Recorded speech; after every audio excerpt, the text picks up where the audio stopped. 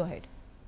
ಈಗ ಕಾಂಗ್ರೆಸ್ಸಿನ ವಕ್ತಾರರು ಏನಿದ್ದಾರೆ ಅವ್ರು ಪ್ರಶ್ನೆ ಬಹಳ ಸೂಕ್ತವಾಗಿದೆ. ಈಗ ಆ ಪ್ರಶ್ನೆ ಬಹುಶಃ ಜನರ ಮನಸ್ಸಿನಲ್ಲೂ ಇರ್ತದೆ, ಯಾಕೆ ರಿಜಿಸ್ಟರ್ ಆಗಿಲ್ಲ, ಸಮಸ್ಯೆ ಏನು ಅಂತ. ನಾನು ನಿಮ್ಗೆ ಒಂದ್ 2 ನಿಮಿಷ ಟೈಮ್ ಕೊಡಿ, ನಾನು ಉತ್ತರ ಕೊಡ್ತೇನೆ. ನಿಜವಾಗ್ಲೂ ನಿಮ್ಗೆ ಲಾಜಿಕಲ್ ಉತ್ತರ ಬೇಕು ಅನ್ಸಿದ್ರೆ ನಾನು ಕೊಡ್ತೇನೆ, ನಾನು ಜಗಳ ಮಾಡ್ಲಿಕ್ಕಿಲ್ಲ.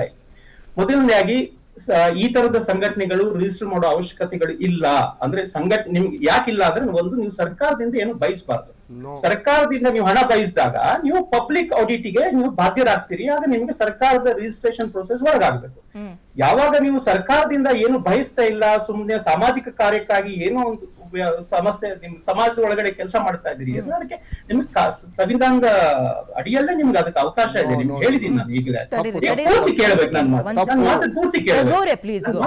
ಅಲ್ಲ, ಯಾವ ಆರ್ಟಿಕಲ್ ಪ್ರಕಾರ ಕೇಳಿ, ಯಾವ ಆರ್ಟಿಕಲ್ ಅಂತ ಹೇಳಿ ಮುಗಿಸ್ಬಿಡ್ಲಿ. ಪ್ರಶ್ನೆ ವಾಪಸ್ ಹಾಕಿವ್ರಂತೆ 91C ಸರ್, 91C ತೆಗ್ ನೋಡಿ. ನಾನು ಓದಿ ಹೇಳ ನಿಮ್ಗೆ 91C.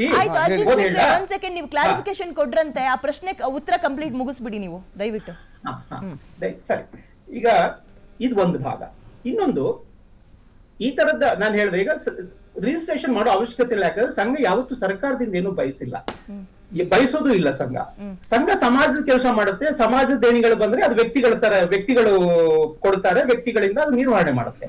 ಒಂದು ಇಂತಹ ಸಂದರ್ಭದಲ್ಲಿ ಸರ್ಕಾರಕ್ಕೆ ಇವ್ರು ಹೇಳಿದ್ರಲ್ಲ ಸರ್, ಈಗ ನಿಮ್ಗೆ 100 ಕೋಟಿ ಬ್ಲಾಕ್ ಹಣ, ಬ್ಲಾಕ್ ಮನಿ ಎಲ್ಲ ಇತ್ತು ಅಂತ.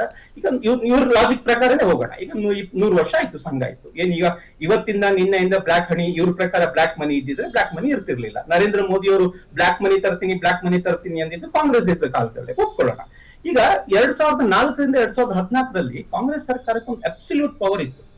ದೇಶದ ಸರ್ಕಾರದ ಮೇಲೆ ಇವರು ಒಂದು ಸೋನಿಯಾ ಗಾಂಧಿ ಒಂದು ಕಮಿಟಿ ಮಾಡಿ ಕೂತ್ಕೊಂಡಿದ್ರು. ಆ ಸಂದರ್ಭದಲ್ಲಿ ಅಷ್ಟೆಲ್ಲ ದುಡ್ಡಿದ್ರೆ ಯಾಕೆ, ನಾನು ಲಾಜಿಕಲ್ ಪ್ರಶ್ನೆ ಕೇಳ್ತಾ ಇರೋದು, ಯಾಕೆ ಇವರು ಸಂಘದ ಮೇಲೆ ದಾಳಿ ಮಾಡ್ಲಿಲ್ಲ? ಅವ್ರ ಹತ್ರ ಅಬ್ಸಲ್ಯೂಟ್ ಪವರ್ ಇತ್ತು. ಸೊ ನಿಮ್ಗೆ ಆತರ ರಾಜಕೀಯವಾಗಿ ಬಾಯಿ ಹೇಳಿಕೆಗಳನ್ನ ಕೊಡ್ಬೋದು, ಆದ್ರೆ ತಾಂತ್ರಿಕವಾಗಿ ಮಾಡಕ್ಕಾಗಲ್ಲ. ಯಾಕಂದ್ರೆ ಸಂಘ ಯಾವತ್ತೂ ಸರ್ಕಾರದಿಂದ ತಗೊಂಡಿಲ್ಲ. ಹಾಗಿದ್ರೆ ಪ್ರಶ್ನೆ ಬರ್ತದೆ, ನಿಮ್ ಸಂಘ ಸಂಸ್ಥೆಗಳು ಹೇಗೆ ನಡೀತವೆ? ಆ ಸಂಘ ಸಂಸ್ಥೆಗಳು ಸಂಘದ ಸ್ವಯಂ ಸೇವಕರು ನಿರ್ವಹಣೆ ಮಾಡುವಂತದ್ದು.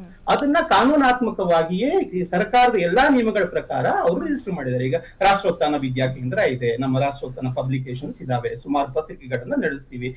ಇವೆಲ್ಲವೂ ಕೂಡ ಸರ್ಕಾರ ಹೇಳಿದ ಸಂವಿಧಾನಿಕ ಚೌಕಟ್ಟಿನ ಅಡಿಯಲ್ಲೇ ಕೂಡ ಅದನ್ನ ನೋಂದಾಯಿಸಿ, ಅದಕ್ಕೆ ಪ್ರತಿ ವರ್ಷ ಆಡಿಟ್ ಮಾಡಿ, ಅದಕ್ಕೆ ಬಂದ ದೇಣಿಗೆಗಳ ಲೆಕ್ಕವನ್ನ ಕೊಟ್ಟು ಸಂಘ ಈ ಸಂಸ್ಥೆಗಳು ಕೆಲಸ ಮಾಡ್ತಿದ್ದಾವೆ. ಇದನ್ನ ಸಂಘದ ಸ್ವಯಂ ಸೇವಕರು ಮಾಡುವಂತದ್ದು. ಸಂಘ ಯಾವತ್ತೂ ಬೇರೆ ಕೆಲಸಗಳನ್ನು ಮಾಡುವುದಿಲ್ಲ. ಸಂಘ ವ್ಯಕ್ತಿ ನಿರ್ಮಾಣ, ಶಾಖೆ ನಡೆಸ್ತಾರೆ, ಒಂದಷ್ಟು ಜನ ಮಕ್ಕಳನ್ನ ಹಾಕೊಂತಾರೆ, ಒಂದಷ್ಟು ದೇಶಭಕ್ತಿ ಗೀತೆಗಳನ್ನ ಹೇಳ್ತಾರೆ, ಒಂದಷ್ಟು ಕಸರತ್ ಮಾಡಿಸ್ತಾರೆ. ಈ ಸಂಘ ಮಾಡೋದು ಇಷ್ಟೇ. ಇದ್ರ ಆಚೆಗೆ ಎಲ್ಲರೂ ಸ್ವಯಂ ಸೇವಕರು ಮಾಡೋದು, ಅವರು ಮಾಡುವ ಕೆಲಸಗಳಿಗೆ ಏನು ಬಯಸಲ್ಲ ಸಂಘ ಅನ್ನೋದಾದ್ರೆ, ಸರ್ಕಾರ ಸಂಘಕ್ಕೋಸ್ಕರ ಮೀಸಲಿಟ್ಟಿರುವ ಜಾಗಗಳ ಬಗ್ಗೆ ನಾವು ಚರ್ಚೆ ಮಾಡೋಣವಾ? ಆಯ್ತು, ಮಾಡಿ. Please go head. 100 ಮಾಡ್ಬೇಕು ನೀವು. ಏನು ಯಾವ ಜಾಗ ಸಂಘಕ್ಕೆ ತಗೊಂಡ್ರಿ? ಯಾವ ಜಾಗ RSS ತಗೊಂಡಿದೆ? RSS ಗೆ ಸಂಘ ಸರಿ, ಸುಮಾರು 55 ಜಾಗಗಳಲ್ಲಿ ಶಾಲಾ ಕಾಲೇಜುಗಳನ್ನು ನಿರ್ಮಾಣ ಮಾಡಲಿಕ್ಕೆ ಮಂಜೂರಾಗಿದೆ. ನನಗೆ ಗೊತ್ತಿಲ್ಲ. ನಿರ್ಮಾಣಕ್ಕಾಗಿ, ಆಸ್ಪತ್ರೆಗಳ ನಿರ್ಮಾಣಕ್ಕಾಗಿ, ಶಾಲೆಗಳ ನಿರ್ಮಾಣಕ್ಕಾಗಿ ಜಾಗ ಕೊಟ್ಟಿದೆ ಮೋಹನ್ ಒಂದೊಂದ್ಸಲ ಮಾತಾಡ್ಬೇಡ, ನಿಮ್ ಸರ್ದಿ ಬಂದಂಗ್ ಮಾತಾಡಿ. ಇಬ್ರು ಮಾತಾಡಿದ್ರೆ ಯಾವ್ದು ಕೇಳಿಸ್ತಾ ಇಲ್ಲ. ಅಜಿತ್ ಶೆಟ್ಟಿ, ನೀವೇನೋ ಪ್ರಶ್ನೆ ಕೇಳಿದ್ರಿ, ಪ್ಲೀಸ್ ಗೋ. ಹೇಳ್ತಾ ಇದ್ದೀನಿ ಕೇಳಿ. ನಾನು ನಿಮ್ ವೈಯಕ್ತಿಕವಾಗಿ ಕೇಳ್ತಾ ಇಲ್ಲ, ಅಕಾಡೆಮಿಕ್ ಆಗಿ. ಈಗ ನೀವು ರಾಷ್ಟ್ರೀಯ ಸ್ವಯಂ ಸೇವಕ ಸಂಘಕ್ಕೆ ಸರ್ಕಾರ ಇಂತಹ ಭೂಮಿಯನ್ನ ಕೊಟ್ಟಿದೆ ಅಂತ ಹೇಳಿದ್ರಲ್ಲ, ರಾಷ್ಟ್ರೀಯ ಸ್ವಯಂ ಸೇವಕ ಸಂಘಕ್ಕೆ ಅಂತ ಕೊಟ್ಟಿರುವ ಭೂಮಿಗಳು ಯಾವ್ದು? ಮತ್ತೆ ಯಾವ್ದು ಕೊಟ್ಟಿದೆ ಇಲ್ಲಿ ತನಕ? ನೀವು ಆಸ್ಪತ್ರೆ ಆದ್ರೂ ಮಾಡಿ, ದೇವಸ್ಥಾನವಾದ್ರೂ ಮಾಡಿ, ಸ್ಕೂಲ್ ಆದ್ರೂ ಮಾಡಿ. ನೀವು ರಾಷ್ಟ್ರೀಯ ಸ್ವಯಂ ಸೇವಕ ಸಂಘಕ್ಕೆ ಯಾವ ಭೂಮಿಯನ್ನು ಸರ್ಕಾರ ಕೊಟ್ಟಿಲ್ಲ. ಇಲ್ಲಿ ತನಕ ದೇಶದಲ್ಲಿ RSS ಗೆ ಅಂತ ಯಾವ ಗವರ್ಮೆಂಟ್ ಗಳು ಕೂಡ 1 ಅಡಿ ಭೂಮಿಯನ್ನು ಕೊಟ್ಟಿಲ್ವಾ? ಕೊಟ್ಟಿಲ್ಲ. ಏನು ರಘು ಅವರೇ ನೋಡಿ, RSS ಈಗ ನಮ್ಮ ಚೆನ್ನೈನಲ್ಲಿ ಒಂದು ಸಂಘ ಸಂಸ್ಥೆ ಇದೆ, RSS ಸಂಘ ಸಂಸ್ಥೆ. ಓಕೆ, RSS ಶಾಲೆ ಇದೆ. ಆ ಶಾಲೆಗೆ ಸರ್ಕಾರ, ಹಿಂದಿನ ಬಿಜೆಪಿ ಸರ್ಕಾರ ಲ್ಯಾಂಡ್ ಅನ್ನು ಯಾಕೆ ಕೊಡ್ತು? ಅದೇ ರೀತಿ ಸರಿಸುಮಾರು 55 ಜಾಗಗಳಲ್ಲಿ ಪ್ರಾಪರ್ಟಿಯನ್ನು ತೆಗೆದುಕೊಂಡಿದ್ದಾರೆ. ಯಾಕೆ ತೆಗೆದುಕೊಂಡ್ರು? ಸೊ ಬಿಜೆಪಿ ಏನ್ ಹೇಳ್ತಾರೆ ಸರ್, ನಮ್ಮ RSS ಏನ್ ಹೇಳ್ತಾರೆ ಅಂತಂದ್ರೆ, ಮೊದಲನೇದಾಗಿ ಒಂದು ಸಂಘ ಅಂತ ಹೇಳಿದ್ರೆ ಆ ಸಂಘ ರಿಜಿಸ್ಟರ್ ಆಗ್ಲೇಬೇಕು. ಮೊದಲನೇದಾಗಿ ಕಾನೂನು ಅಡಿಯಲ್ಲಿ ನೀವು ಇಂಡಿವಿಜುವಲ್ ಆಗಿ ಬಂದ್ರೆ ಅದನ್ನು ಸಂಘ ಅಂತ ಕರೆಯೋದಿಲ್ಲ. ವೈಯಕ್ತಿಕವಾಗಿ 10 ಜನ ವೆಯ್ಟ್ ಮಾಡಿ, ಪ್ಲೀಸ್ ವೆಯ್ಟ್ ಮಾಡಿ, ನೀವು ಆಮೇಲೆ ಮಾತಾಡಿರಂತೆ, ಪ್ಲೀಸ್ ವೆಯ್ಟ್ ಮಾಡಿ. ಬೇಸಿಕ್ ಮಾಹಿತಿನೇ ಇಲ್ಲಲ್ಲ ನೀವು. ಒಂದ್ ಸೆಕೆಂಡ್ ಬೇಸಿಕ್ ಮಾಹಿತಿನೇ ಇರಲ್ಲ. ನಿಮ್ಮ ಸರತಿ ಬಂದಾಗ ನೀವು ಮಾತಾಡಿ, ದಯವಿಟ್ಟು ನೋಟ್ ಮಾಡ್ಕೊಂಡಿರಿ ಯಾವ ಪ್ರಶ್ನೆ ಅಂತ. ನೀವು ಬಂದಾಗ ಮಾತಾಡಿ. ನೋಡಿ, ಈ ದೇಶದ ಕಾನೂನು ಅಡಿಯಲ್ಲಿ ಏನಿದೆ ಅಂತ ಹೇಳಿದ್ರೆ, ಇಂಡಿವಿಜುವಲ್ ಆಗಿ ಬರ್ತಕ್ಕಂಥ ವ್ಯಕ್ತಿಗಳನ್ನ ಸಂಘ ಅಂತ ಕರೆಯೋದಿಲ್ಲ, ಅದನ್ನ ಇಂಡಿವಿಜುವಲ್ ಅಂತ ಕರೀತಾರೆ. Say for example, bus stop ಅಲ್ಲಿ ನಿಂತ್ಕೊಳ್ತಾರೆ 100 ಜನ, ಮೆಟ್ರೋ ಸ್ಟೇಷನ್ ಅಲ್ಲಿ 100 ಜನ ನಿಂತ್ಕೊಂತಾರೆ, ಅದು ಸಂಘ ಅಂತ ಕರೆಯೋದಿಲ್ಲ. ಒಂದು ಹೆಸರಿನಲ್ಲಿ, ಈ ದೇಶದಲ್ಲಿ ಒಂದು ಹೆಸರಿನಲ್ಲಿ, ಆ ಹೆಸರಿನ ಅಡಿಯಲ್ಲಿ 106 ಜನ ಬಂದ್ರೆ ಅದಕ್ಕೆ ಸಂಘ ರಿಜಿಸ್ಟರ್ ಆಗ್ಲೇಬೇಕು. ಸೊ ನಾನು ಇವರಿಗೆ ಪ್ರಶ್ನೆ ಮಾಡ್ತಾ ಇರ್ತಕ್ಕಂಥದ್ದು, ನೀವು ಸಂಘವನ್ನ ರಿಜಿಸ್ಟರ್ ಮಾಡಲಿಲ್ಲ ಅಂತಂದ್ರೆ, ಸೊ ನಾಳೆ ಎಲ್ಲಾ ನೀವು ಹೇಳ್ತಕ್ಕಂಥ ಈ ದೇಶದಲ್ಲಿ ನೀವು ಅದು ನಿಮ್ದೇ ಕೇಂದ್ರ ಸರ್ಕಾರ ಇದೆ, ಹಾಗಾದ್ರೆ ಬೇರೆ ಬೇರೆ ಸಂಘ ಸಂಸ್ಥೆಗಳು ಸರ್ಕಾರದ ಯಾವುದೇ ದೇಣಿಗೆಯನ್ನ ಪಡೆಯೋದಿಲ್ಲ ನಾವು, ಹಾಗಾಗಿ ನಾವು ಪಡೆಯುವ ಹಣಕ್ಕೂ ನೀವು ಲೆಕ್ಕ ಕೇಳ್ಬಿಡಿ ಅಂತ ಹೇಳ್ಬಿಡಿ. ಹಾಗಾದ್ರೆ ಓಕೆ, ಬಂದೆ ಇರಿ. ಈಗ ಇನ್ನೊಬ್ರು ಗೆಸ್ಟ್ ಜಾಯ್ನ್ ಆಗ್ತಿದ್ದಾರೆ ನಮ್ಮ ಜೊತೆಗೆ. ಬಂದೆ ನನ್ನ ಪ್ರಶ್ನೆಗೆ ಹೌದು ಹೌದು ಸುಧೀರ್ ಕುಮಾರ್ ಮುರಳ್ಳಿ ಚಿಂತಕರು ಜಾಯ್ನ್ ಆಗಿದ್ದಾರೆ. ಸರ್ ನಮಸ್ತೆ, ನನ್ನ ಧ್ವನಿ ಕೇಳಿಸ್ತದೆ ನಿಮ್ಗೆ ಅಂತ ಕೇಳ್ತೀನಿ. ನಮಸ್ತೆ. ಕೇಳ್ತಾ ಇದ್ದೀನಿ. ನನ್ನ ಆರಂಭಿಕ ಪ್ರಶ್ನೆ, ದಶಕಗಳ ಇತಿಹಾಸ ಇರೋ ಈ RSS ಇಲ್ಲಿ ತನಕ ಸಾಮಾಜಿಕ ಸಾಂಸ್ಕೃತಿಕ ಸಂಘಟನೆಯಾಗಿ ಗುರುತಿಸ್ಕೊಂಡು ಬಂದಿದೀವಿ, ನಾವು ಕೆಲಸ ಮಾಡ್ತಾ ಇದೀವಿ ದೇಶದ ಹಿತಕ್ಕೋಸ್ಕರ. ಈಗ ಯಾಕೆ ಅನಗತ್ಯವಾಗಿ ರಿಜಿಸ್ಟ್ರೇಷನ್ ಅನ್ನೋ ಪ್ರಶ್ನೆಯನ್ನ ತೆಗಿತಾ ಇದ್ದೀರಿ ನೀವು? ನಮ್ಮಲ್ಲಿ ಏನ್ ದೋಷ ಕಾಣಿಸ್ತಾ ಇದೆ ನಿಮ್ಗೆ ಅಂತ ಪ್ರಶ್ನೆ ಕೇಳ್ತಾರೆ. ಈ ರಿಜಿಸ್ಟ್ರೇಷನ್ ಮತ್ತು RSS ಇದ್ರ ಬಗ್ಗೆ ನಿಮ್ಮ ಅಭಿಪ್ರಾಯ ಏನು? ಇಲ್ಲ, ನಾನು ಈ ಡಿಸ್ಕಷನ್ ಅನ್ನ ನಾನು ಕೇಳ್ತಾನೆ ಬಂದೆ. ಭಾಗವಹಿಸಿರ್ತಕ್ಕಂತ ಅಜಿತ್ ಅವರು ಮತ್ತು ಮೋಹನ್ ಅವರು ಮತ್ತು ನಮ್ಮ ಸ್ನೇಹಿತರಾದಂತ ರಘು ದೊಡ್ಡೇರಿ ಅವರು ಪ್ರಸ್ತಾಪ ಮಾಡಿರ್ತಕ್ಕಂಥ ವಿಚಾರಗಳನ್ನೆಲ್ಲವನ್ನೂ ಕೇಳಿದೆ, ತಮ್ಮ ಪ್ರಶ್ನೆಗಳನ್ನು ಕೇಳಿದೆ ಮತ್ತು ಚರ್ಚೆಯ ವ್ಯಾಪ್ತಿಯನ್ನು ಗ್ರಹಿಸ್ಕೊಂಡೆ. ನಾನು ಈ ಗ್ರಹಿಸ್ಕೊಂಡಾಗ ಇಲ್ಲಿ ಪ್ರಶ್ನೆ ಇರೋದು, ನಮ್ಮಿಂದ ಏನ್ ತಪ್ಪಾಗಿದೆ, ಯಾಕೆ ರಿಜಿಸ್ಟ್ರೇಷನ್ ಅನ್ನೋ ಕೇಳೋ ಪ್ರಶ್ನೆ ಅಲ್ಲ. ಇಲ್ಲಿರ್ತಕ್ಕಂಥ ಪ್ರಶ್ನೆ RSS ಒಂದು ಸಾಂಸ್ಥಿಕವಾದಂತಹ ವ್ಯವಸ್ಥೆ. ಅದನ್ನ ರಘು ದೊಡ್ಡೇರಿ ಅವರು ತುಂಬಾ ಸ್ಪಷ್ಟವಾಗಿ ಹೇಳಿದ್ರು. ಮೋಸ್ಟ್ಲಿ ಇಲ್ಲಿ ಮಾತಾಡ್ತಿರ್ತಕ್ಕಂಥ ಮೋಹನ್ ಅವರು ಮೋಸ್ಟ್ಲಿ ಹಿಂದೂ ಜನಜಾಗೃತಿ ಸಮಿತಿಯ ಮೋಹನ್ ಅವ್ರು ಇರ್ಬೇಕು ಅಂತ ನಾನು ಅನ್ಕೊಂಡಿದ್ದೀನಿ. ನಾನು ಇಫ್ ಇಟ್ ಈಸ್ ರೈಟ್, ಅವ್ರ ಹಿಂದೂ ಜನಜಾಗೃತಿ ಸಮಿತಿಯ ಮೋಹನ್ ಅವರೇ ಆದ್ರೆ, ಅವರ ಹಿಂದೂ ಜನಜಾಗೃತಿ ಸಮಿತಿ ಅಂತ ಏನು ಗೋವಾದಲ್ಲಿ ಅಥವಾ ಮಹಾರಾಷ್ಟ್ರದಲ್ಲಿ ಹುಟ್ಟಿದ ಆ ಸಂಸ್ಥೆ ಇದೆಯಲ್ಲ, ಅದು ಒಂದು ನೋಂದಾಯಿತ ಸಂಸ್ಥೆ, ಅವರು ರಿಜಿಸ್ಟರ್ಡ್ ಅಂತಾನೆ ಬಳಸ್ತಾರೆ. ಈಗ RSS ಗೆ ರಿಜಿಸ್ಟ್ರೇಷನ್ ಆಗೋಕೆ ಇರುವ ತಾಪತ್ರಯ ಏನು ಅನ್ನೋದು ಪ್ರಶ್ನೆ.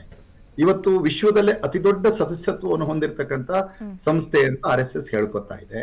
ಸುಮಾರು 68,000 ಶಾಖೆಗಳು ಇದೆ ಅಂತ ಹೇಳಿ ಅದು ಲೆಕ್ಕಗಳನ್ನ ಕೊಡ್ತಾ ಇದೆ. ಕಳೆದ ಅವರ ವಿಜಯದಶಮಿ ಉಪನ್ಯಾಸದಲ್ಲಿ ಮಾನ್ಯ ಸರಸಂಘ ಚಾಲಕರು ಆ ವಿಷಯವನ್ನು ಪ್ರಸ್ತಾಪ ಮಾಡಿದ್ದಾರೆ. ಸರಸಂಘ ಚಾಲಕರಾದಂತಹ ಮೋಹನ್ ಭಾಗವತರಿಗೆ ಮತ್ತು ಸಂಘದ ವಿವಿಧ ಹೊಣೆಗಾರಿಕೆಗಳನ್ನು ಹೊಂದಿರತಕ್ಕಂತ ವ್ಯಕ್ತಿಗಳಿಗೆ ಸರ್ಕಾರ ಭದ್ರತೆಯನ್ನ ಕೊಡ್ತಾ ಇದೆ. ಅದು ಕೊಡ್ತಾ ಇದೆ.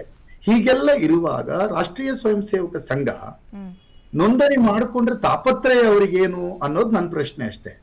ಮಸ್ಟ್ ಇಲ್ಲಿ ಗಮನಿಸಬೇಕಾಗಿದ್ದು, ಹಣ ಸಂಗ್ರಹವನ್ನ RSS ಮಾಡಲ್ವೇ ಅಂತಂದ್ರೆ, ಮೋಸ್ಟ್ಲಿ ಅಜಿತ್ ಅವರು ತುಂಬಾ ಚೆನ್ನಾಗಿ ಅದನ್ನ ಹೇಳಿದ್ರು. ಅಜಿತ್ ಶೆಟ್ಟಿ ಅವರು, RSS ಅಧಿಕೃತವಾಗಿ ಹಣ ಸಂಗ್ರಹವನ್ನ ಗುರುದಕ್ಷಿಣೆಯ ಮುಖೇನವಾಗಿ RSS ಧ್ವಜದ ಕೆಳಗಡೆ, RSS ಧ್ವಜ ಅದರ ಕೆಳಗಡೆ ಅವರು ಹಣ ಸಂಗ್ರಹವನ್ನ ಮಾಡ್ತಾರೆ. ಅದರಲ್ಲೂ ಹಣ ಸಂಗ್ರಹ ಮಾಡುವಾಗ ಇದನ್ನ ಮೋಹನ್ ಅವರು ಅಜಿತ್ ಅವರು ಅಲ್ಲಗಳೆಯಲ್ಲ. ಹಣ ಸಂಗ್ರಹ ಮಾಡುವಾಗ ಇದು ಯಾರಿಗೇ ಕಾಣದಂತೆ ಬಲಗೈಯಲ್ಲಿ ಕೊಟ್ಟಿದ್ದು ಎಡಗೈಗೆ ಗೊತ್ತಾಗಬಾರದು ಎನ್ನುವ ಮಾತುಗಳನ್ನ ಹೇಳ್ತಲೇನೆ ಯಾರು ಹಣವನ್ನ ಕೊಡ್ತಾರೆ ಅವರಿಗೆಲ್ಲ ಒಂದೊಂದು ಕವರ್ ಅನ್ನ ಕೊಟ್ಟು, ಆ ಕವರ್ ಒಳಗಡೆ ಕಾಣದಂತೆ ಹಣವನ್ನು ಕೊಡ್ತಕ್ಕಂಥ ಸ್ವಯಂ ಸೇವಕರಿಗೋ ಅಥವಾ ಸಂಘದ ಅಭಿಮಾನಿಗೋ ಅಥವಾ ಇನ್ಯಾವುದೋ ವ್ಯಕ್ತಿಗೋ ಕಾಣದ ರೀತಿಯಲ್ಲಿ ಆ ನಂಬರ್ ಗಳನ್ನು ಬರ್ಕೊಳ್ತಾರೆ. ಸೀರಿಯಲ್ ನಂಬರ್ ಅನ್ನು ಪೆನ್ಸಿಲ್ ಅಲ್ಲಿ ಸಣ್ಣದಾಗಿ ಹಾಕೋತಾರೆ. ಸೊ ಅವ್ರಿಗೆ ಅಜಿತ್ ಶೆಟ್ರು ಎಷ್ಟು ಹಣ ಕೊಟ್ರು? ಇಲ್ಲ, ಇದು ನನಗೆ ಗೊತ್ತಿಲ್ಲ. ಇದು ನನ್ನ ಹೆಗಲ ಮೇಲೆ ನೀವು ಬಂದು ಇಟ್ಕೊಂಡು ಹೊಡಿಬೇಡಿ. ನಿಮ್ಮ ಅನುಭವ ನನಗೆ ಗೊತ್ತಿಲ್ಲ. ದಯವಿಟ್ಟು ಈ ತರ ಮೇಡಮ್ ಈ ತರ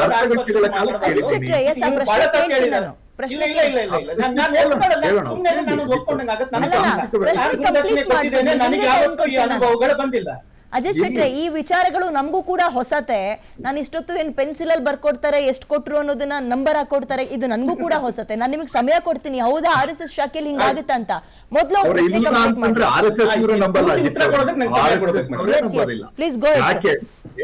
RSS ವ್ಯವಸ್ಥೆಯಲ್ಲಿ ಅವರು ಅಧಿಕೃತವಾಗಿ RSS ಗೆ ಹಣ ಸಂಗ್ರಹ ಮಾಡೋದು ಗುರುದಕ್ಷಿಣೆಯ ಮುಖೇನ ಅಂತ ಹೇಳ್ತಾರೆ. ಅದು ಇಡೀ ದೇಶಾದ್ಯಂತ ಅಥವಾ ವಿಶ್ವಾದ್ಯಂತ ನಡೆಯುತ್ತೆ. ನನಗೆ ಗೊತ್ತಿದ್ದ ಹಾಗೆ ವಾಜಪೇಯಿ ಅವರು ಅಧಿಕಾರಕ್ಕೆ ಬಂದ ಹೊಸರಲ್ಲಿ ಪಾರ್ಲಿಮೆಂಟಿನ ಒಂದು ಸಭಾಂಗಣದಲ್ಲೂ ಸಹಿತ ಗುರುದಕ್ಷಿಣೆ ಕಾರ್ಯಕ್ರಮವನ್ನು ಅವರು ನಡೆಸಿದ್ರು. ಓಕೆ, ಅದು ನಡೆಸುವಾಗ RSS ಧ್ವಜವನ್ನು ಇಟ್ಟು ಆ ಧ್ವಜಕ್ಕೆ ಸಮರ್ಪಣೆಯನ್ನು ಮಾಡ್ತಾರೆ. ಆ ಸಮರ್ಪಣೆಯನ್ನ ಮಾಡುವಾಗ ಕವರ್ ಅನ್ನ ಕೊಡ್ತಾರೆ. ಆ ಕವರ್ ಒಳಗೆ ಸೀರಿಯಲ್ ನಂಬರ್ ಅನ್ನು ಬರ್ಕೋತಾರೆ. ಈ ವರ್ಷ ಅಜಿತ್ ಶೆಟ್ರು ಅಥವಾ ಮೋಹನ್ ಅವರು 2,000 ರೂಪಾಯಿ ಕೊಟ್ಟಿದ್ರೆ ಅಥವಾ 10,000 ರೂಪಾಯಿನೂ ಕೊಟ್ಟಿದ್ರೆ ಬರುವ ಸಾರಿ RSS ಗೆ ಸಂಬಂಧಪಟ್ಟಂತ ತಾಲೂಕ್ ಕಾರ್ಯವಾಹ ಅಥವಾ ತಾಲೂಕಿನ ಪ್ರಚಾರಕ ಅಥವಾ ಜಿಲ್ಲಾ ಪ್ರಚಾರಕ ಅವ್ರ ಮನೆಗೆ ಬಂದು ಅಜಿತ್ ಅವರೇ ಕಳೆದ ಸಾರಿ 10,000 ಕೊಟ್ಟಿದ್ದೀರಿ ನೀವು, ಈ ಸರಿ ಸಂಘದ ವ್ಯವಸ್ಥೆ ಅಂದ್ರೆ ಈಗ ಬೆಲೆ ಏರಿಕೆ ಈ ವಿಷಯಗಳನ್ನು ಪ್ರಸ್ತಾಪ ಮಾಡದೆ ಎಲ್ಲ ಹೇಳಿ ನಮ್ ಖರ್ಚು ವೆಚ್ಚಗಳು ಜಾಸ್ತಿ ಆಗಿದೆ, ಈ ಸರಿ ಹೆಚ್ಚು ಕೊಡಬೇಕು ಅನ್ನುವ ರೀತಿಯ ಪ್ರಸ್ತಾವನೆಯನ್ನು ಇಡ್ತಾರೆ. ಅದಕ್ಕೆ ಉತ್ತರ ತೆಗಿಸ್ಬಿಡ್ತೀನಿ. ಏನ್ ಅಜಿತ್ ಶೆಟ್ರೆ ಹಿಂಗಾಗತ್ತಾ? ಹಣವನ್ನ ಅಥವಾ ಗುರುದಕ್ಷಿಣೆಯನ್ನ ಕೊಡೋದು ಕೇಳೋದು ಈ ತರದಲ್ಲಿ ನಡೆಯುತ್ತಾ? ಈಗ ಈ ತರದ ಆರೋಪಗಳನ್ನ ನಾನು ಸುಧೀರ್ ಅವ್ರ ಮೇಲೆ ಬಹಳ ಕುತ್ಕೊಂಡು ಮಾಡ್ಬೋದು, 100 ಮಾಡಬಹುದು. ನನ್ನ ಹತ್ರ ನೀವು ಸಾಕ್ಷಿ ಕೇಳಬಾರ್ದು ಅಷ್ಟೇ, ನಾನು 100 ಮಾಡಬಲ್ಲೆ. ಇದಕ್ಕಿಂತ ರಸವತ್ತಾಗಿ ಕತೆ ಕಟ್ಟಿ ನಾನು ಹೇಳಬಲ್ಲೆ. ಆದ್ರೆ ನೀವು ನನ್ನ ಹತ್ರ ಯಾವತ್ತು ಇದನ್ನ ಪ್ರೂವ್ ಮಾಡಿ ಅಂತ ಕೇಳಬಾರ್ದು ಅಷ್ಟೇ. ಇದಕ್ಕೆ ಕೊಡುವ ಉತ್ತರ ನಾನು ಒಂದೇ. ಈಗ ನಾನು ನಿಮಗೆ ಮೂಲಭೂತ ಪ್ರಶ್ನೆ ಬರ್ತೀನಿ.